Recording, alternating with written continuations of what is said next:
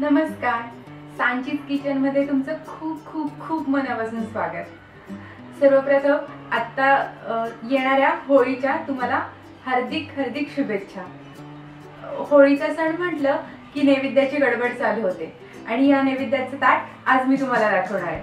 होळीच्या नैवेद्यासाठी बनवले जाणारे पदार्थ या ताटामध्ये मी वाढलेले आहेत। हे नैवेद्याचं ताट कशा पद्धतीने वाढावं आणि त्याच्यामध्ये काय काय पदार्थ असावेत आणि ते पदार्थ कसे बनले जातात हे आपण आज पाहणार आहोत। बऱ्याच ठिकाणी नैवेद्य वाढताना नैवेद्यामध्ये मिठाचा वापर करत नाही, तर मी सुरुवात करते लिंबाच्या फोडीपासून। लिंबाची फोड, टोमॅटोची कोशिंबीर, त्यानंतर तळण, भजी, कोबीची भाजी, बटाट्याची भाजी, वाटली डाळ, कटाची आमटी, दूध आणि अर्थात त्याच्यावर साजूक तूप, दही भात, वरण भात आणि त्याच्यावर तुपाची धार आणि छान लुसलुशीत पुरणाची पोळी आणि त्याच्यावर सोडलेलं साजूक तूप, असा हा आपला होळीचा नैवेद्य तयार आहे।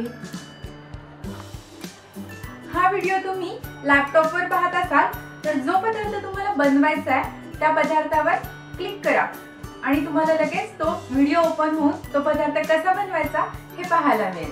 आणि जर तुम्ही हा व्हिडिओ मोबाईलवर पाहत असाल तर तुम्ही या व्हिडिओच्या खाली डिस्क्रिप्शनमध्ये मी या सगळ्या पदार्थांच्या लिंक टाकलेल्या आहेत, तर त्या लिंक ओपन केल्या की तुम्हाला तो पदार्थ कसा बनवायचा हे सहज कळेल।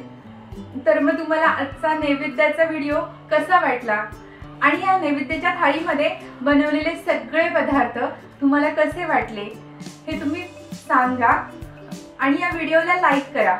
तसेच तुमचे काही सजेशन असतील, काही शंका असतील किंवा तुमच्याकडे आणि कुठल्या वेगळ्या पद्धतीचे नैवेद्य दाखवले जात असतील किंवा नवीन पदार्थ केले जात असतील, काही वेगळ्या प्रकारचे पदार्थ बनवले जात असतील तर अशा रेसिपी तुम्ही मला शेअर करू शकता किंवा त्याचे फोटो काढून तुम्ही मला पाठवू शकता।